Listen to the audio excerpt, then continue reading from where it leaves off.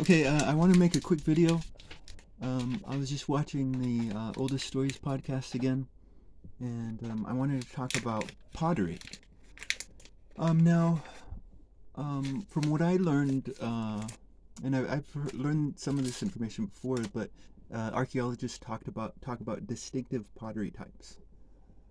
And these archaeologists are so very proud of themselves when they talk about distinctive.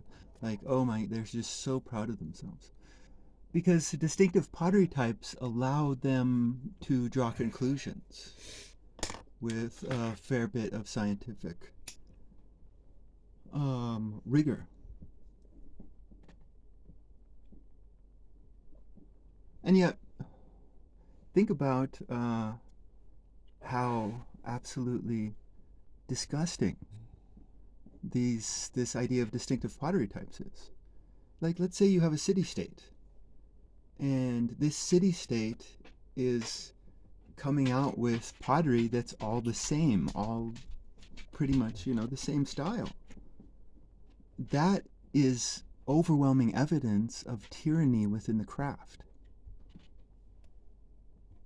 You oppose to this the area in which the Israelites, during the book of Judges, right after Moses, this area in which they settled, they don't find distinctive pottery types.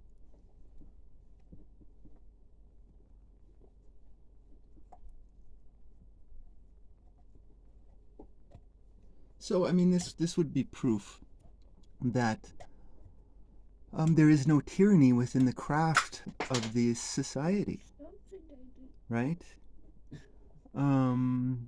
We could talk about he was talking in this Oldest Stories podcast. It wasn't the next episode after Israel and the Hebrews, but the episode after that he talks about this.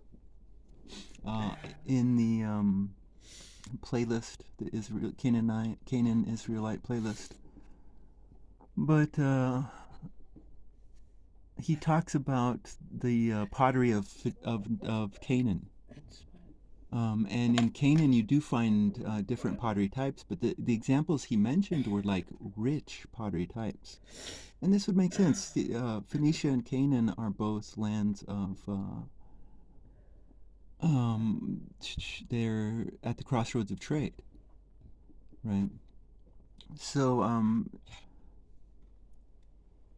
this archaeological evidence, proves tyranny, even though there is not distinctive pottery types there, I guess. Because, I mean, like, he was talking about the poverty of the Israelite settlements, but this came after the Bronze Age collapse, where the whole world was poor because of the collapse of trade. But, I mean, again, we come to defunct minds who are analyzing all this stuff, because they point to Phoenicia and Canaan as rich societies. There was this Phoenician trading vessel that had crashed in the ocean, and they pulled up all this stuff, and they were showing all this beautiful and exquisite decor and items and amazing stuff.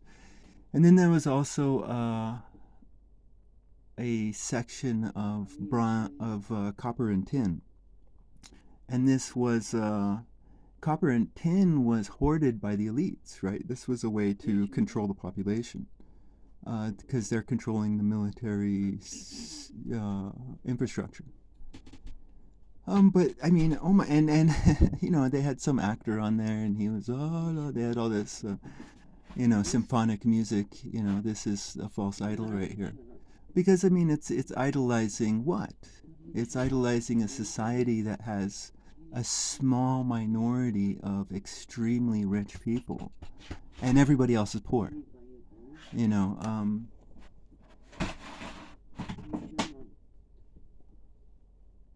So these defunct minds are looking at a society where the vast majority of people are poor. The downtrodden poor, the vast majority are poor, and yet they're going to say, "Oh, this is a rich society." And then they're going to look at the Israelites, and they're a poor society. Even though,